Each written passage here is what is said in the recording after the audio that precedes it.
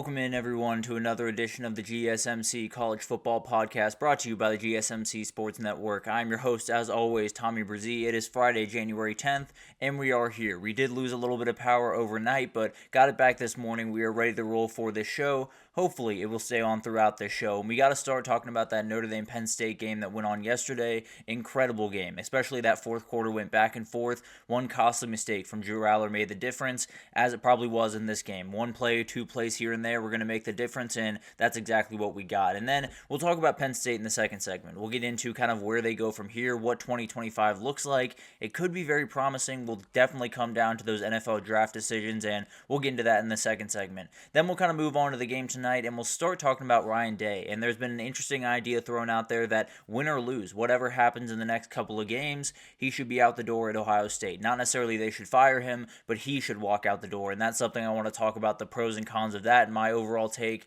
Then we'll get to some questions around Ohio State, Texas. Obviously, is there any stopping Ohio State is a big time question of that. And then we'll talk about the coaching battle. We'll talk about a lot of different things around that game. And then we'll finish it off. We'll do a little bit of a weekend roundup. Got to talk about Carson Beck into the portal. That is the biggest news of the day, and definitely want to make sure that you guys have that on y'all's radar. But a lot of different things coming for you on today's show, as long as that power stays on. But before we jump in, I do want to remind you all we get tons of questions and comments throughout the show, and the best way for you all to get your question on the screen, we can have fun back and forth here, is to use that super chat. At the bottom of the chat on the Sports Network page, you can click that $, add any question, comment you'd like. It'll pop up on the screen, and we can have fun back and forth here. Definitely want this to be as interactive as possible, so utilize that, and we can have fun back and forth. And we got to jump in. We got to start with that Notre Dame game yesterday. Remarkable game from both teams, really. It was all back and forth. A little bit of a slow start, but once that fourth quarter hit, everything went absolutely crazy. But the crazy thing about this game was Notre Dame was favored all the way up until this game, and then it flipped to Penn State. Penn State -1 right when we were going into this game, and a lot of people thought, did they know something? Did the Sharps know something in the betting world? And it turns out they didn't really know anything. It turns out that Notre Dame was able to get the win here, and it's a game that I think a lot of us are going to remember for a while. It was a very, very weird one. It was one that did not follow the normal set of circumstances for normal Notre Dame wins. You know, they usually run the ball, they take the ball away, and they take care of the clock. That didn't really happen in this game. They lost the time of possession, they lost the turnover battle, they lost the rushing battle, and they found a way to win the game. That is really, really impressive. And overall, I mean, the game started, it was all Penn State. They went up 10-0. They had an INT, a field goal, and a touchdown in the first half, which was only 8 drives total. So it was very, very monotonous to get things going. But at the end of the first half is really where I want to zero in on, because that was a huge, huge moment. Riley Leonard takes a huge hit, and he goes out of the game, has a little bit of a concussion, comes back after halftime, obviously, and we'll get to that here in a second. But Steve Angeli comes into the game 6 for 7, 44 yards, leads them down the field, and they get a field goal. And it doesn't necessarily look like a big deal, but you go from 10 down to 7 down while getting the ball out of halftime. That was a massive drive. It was an absolutely game-changing drive, could be a season-changing drive for Notre Dame, and it was their backup quarterback that came in and led them on it. It was a remarkable game from him, and definitely one that they very, very badly needed. But overall, when you got into the second half, a lot of things changed in a hurry. You had a Riley Leonard touchdown drive, 8 plays, 75 yards, touchdown, a beautiful, beautiful pass to Ainias Williams, who had a great drive, that one, and then it hit a little bit of a lull. We got a little bit stuck with some punts in the third quarter, and then things opened up in the fourth quarter. It went absolutely insane. We had a touchdown from Jeremiah Love to open the fourth quarter. Penn State returned the favor right back, got an immediate pick, and then went right back down to score to take the lead, and then Notre Dame responds, gets the ball back, goes down, scores 24-24, and then you're looking with about a couple minutes left in this game, and you're trying to figure out how is everyone going to go about their business, particularly Penn State. They get the ball back with about a minute left, 45 seconds, something like that. And then Drew Allar makes the mistake. He throws the ball over the middle of the field when he very much shouldn't have. Sounds like he was trying to ground that ball and just kind of aired it just a little bit more than he was expecting. But a pick by Christian Gray was the moment. And it was the bad moment for Drew Allar. It was the great moment for Notre Dame. And then it made way for Mitch Jeter to play hero in this game and kick the game winner. Has had a very, very up and down year, but has really turned it on in the CFP and hit the biggest kick of his life yesterday. It was a remarkable game, and that fourth quarter is one that I'm going to remember for quite some time, because it was hard to get a beat on who was winning that game at any given moment. I think you could have picked either one of those teams, and I would have been on board for you. But as for who won this game for Notre Dame, I don't think there was a good answer. I'll be totally honest with you. I think you can look at the box score and you can find guys. Jaden Greathouse had a great game. Riley Leonard in the second half was so much better than he was in the first. I mean, in the first half, 2 for 6, 38 yards and a pick. After that halftime, after he got injured and came back in, 13 for 18, 185 yards, a touchdown and a pick. So remarkable stuff from Riley Leonard in the back half of this game, where it really looked like they couldn't get anything going on the ground. They had 2.8 yards per carry in this game, and it was one of those things that we talked about it going into this game, saying the big question for Notre Dame is, what will they do if they get down? What will they do if they get down multiple possessions early in this game? Will they panic? Will mistakes start to roll in? And they did early on, but they didn't late. They went down 10-0 early in this game, kind of got sputtered for a little bit, and then you got that one drive at the end of the half. You get the drive coming out of halftime, and then you start rolling. It really becomes Notre Dame's game in a lot of different ways. Penn State was able to respond at different moments, and Drew Aller made some big plays. The offensive line in that run game had a very, very nice day against a very good defensive line for Notre Dame. So Penn State did plenty, really, in all reality. Penn State did plenty to win this game on really both sides of the football. Abdul Carter was an absolute nightmare all day, and frankly is definitely someone that is going to go maybe a little bit higher in the draft than we thought he was going to go, just declared earlier, or probably last night, but definitely something that we're going to watch going forward. This team is remarkable. This Notre Dame defense didn't necessarily play all that great of football, at least early in this game. They gave up a ton of rushing yards, 4.9 yards per carry for Penn State, and then you looked at the rest of it, and they won the situational moments. They did what they do best, and Penn State went 3 for 11 on third down. They had 5.9 yards per pass with a long of 27, where I think we all knew they were going to have to push the ball downfield. They were going to have to hit one of those shot plays at some point.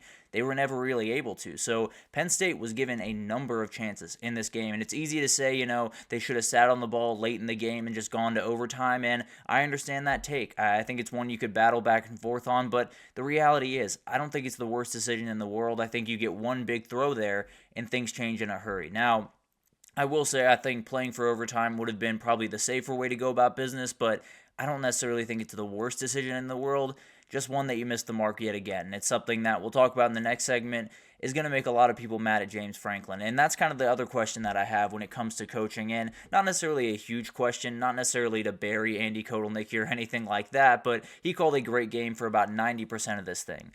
But I felt like he could have been a little bit more ground and pound football. I felt like he could have gone to Nick Singleton and Katron Allen just over and over and over again, and they would have been able to find enough offense. They would have been able to control the clock and keep on moving with this win. But at the end of the day, I don't necessarily think it's the craziest decision. It's just, you look up at the end of the game, they have 166 on 34 carries, and you're thinking, maybe that should have been up towards 40. Maybe that should have been up towards 45, and then maybe you come out on the right side of this. So a couple of mistakes here and there for Penn State, and we'll talk about a couple of the coaching things when we get to the next segment. But overall, it was just one of those games where Notre Dame found a way to win, Penn State found a way to lose in a lot of different ways. And I think when you look at this Notre Dame team, there's really nothing more to say. They're not perfect. They're not explosive. They're not going to hit you over the head. Now, they did make a couple of explosive pass plays, which was massive in this game. We'll talk about Jaden Greathouse here in a second. But overall, this is just a team that wins, and there's really no other better way to describe it. They have a remarkable coaching staff between Marcus Freeman, Mike Denbrock, and Al Golden. Maybe the best coaching staff that we have left in this thing, almost definitely the best coordinators that we have left in this thing, are Mike Denbrock and Al Golden. Both did an incredible job in this game, but overall, Marcus Freeman has built something, and he's built something that's just, they know who they are. They're going to attack you every single down of the game, and they're not going to let you have anything easy. And at the end of the game, when a winning play needs to be made, they're going to make it. So overall, this was a relatively even game. I think you play it 10 times, you're probably getting something close to a 5-5 split between these two teams. I think they're both very good. I think they both had totally deserve to be here, and absolutely Notre Dame deserves to move on to the national title, but just one of those things. You sometimes have a team that it might not be the prettiest thing in the world, it might not hit you over the head, but they win football games, and that is the end-all be-all in this sport, and man, has Marcus Freeman figured that thing out. In his third year, they're going to the national title for the first time since 2012, trying to win their first one since 1988, Remarkable stuff from Marcus Freeman, and the story rolls on. We'll have plenty of time to talk about Notre Dame, so don't worry about that. But how Notre Dame won this game is something that is a little bit hard to figure out. I'll be totally honest with you. You look at the stat sheet, and there's nothing necessarily that jumps out that says, oh, this is why Notre Dame won, because they lost the turnover battle. They lost the rushing battle. They lost a lot of different points in this game that they usually win, but they found a way to get it done. And the biggest one to me is Jaden Greathouse. It was remarkable to watch this guy burst onto the scene. Has been one of my favorite wide receivers in that room for a very long time, or at least the last 2 years, and he's been awesome to watch kind of develop in. He got his moment in the sun. 77 catches, 105 yards, 54-yard score. The guy's remarkable, and he's absolutely someone you're going to need to use in a national championship game. He is the only guy, I don't want to say the only guy, but he is one of the main guys on that team that can just physically impose with an Ohio State DB or with a Texas DB. That is how elite he is on the outside, and he really showed what he can do in this game. Definitely a guy you're going to have to continue to unlock in the national title if you're going to want to take home that national title trophy. And then elite play calling and confident play calling from Mike Denbrock and Al Golden was the biggest part to me. There were moments where that defense was getting pushed off the ball in a lot of different ways, but overall, you had so many different things go for you offensively, and you had 2.8 yards per carry. Mike Denbrock still found openings, and Riley Leonard made the plays when they needed to be there, and they got a little bit creative from time to time. So overall, I think you look at this game plan from Notre Dame. You look at what got Notre Dame this win compared to what got Penn State this loss. It comes down to coaching. It comes down to play calling. It comes down to situational football. All of the things that Notre Dame does incredibly well. All the things that have kind of plagued James Franklin and Penn State the last couple of years. So it's just kind of the way that things have gone. And then the last thing is obviously confusing Drew Aller. He was all over the place. Let's just be totally honest. Barely got over 50% completion in this game. Had one of those picks and then had two more that were called back because of penalties. He was all over the place. His feet were never set when he threw a pass, including that last one, and he was just one of those things where he's still a young quarterback. I know he's a guy that's in his second year, playing meaningful football for the second time in a row, and you're thinking, okay, he's finally gotten there. He'll be able to lead us to a win here, but the reality is you go up against that defense at the wrong time, it can get just about anyone, especially a kid that's not quite as comfortable as a lot of the other guys in this country. So overall, it was a Penn State game, and as upsetting as that sounds to a lot of Penn State fans, that's just the reality of this game. You won a lot of the different points of this game. Notre Dame won the scoreboard, and that's the end-all, be-all of this thing. It's remarkable to see what Marcus Freeman has been able to do with this Notre Dame team over the first 3 years, and it's remarkable to see that everything went opposite to the way that Notre Dame likes to win games. They fell down early 10-0. They lost the turnover battle. They ran for 2.8 yards per carry, and they found a way to win. That's just remarkable stuff, and for Penn State, we'll talk about you in the next segment a little bit. I'll give you a little bit of breathing time before we get into a lot of the issues that face Penn State going forward and what 2025 could look like. It can be very promising, and I think there's a lot of really good things to look forward to, but it's the same old story, and you definitely have some reasons to be angry, but we'll break it all down, see what 2025 look like, look at the schedule and a lot of different things right after this for Penn State, so stick with us.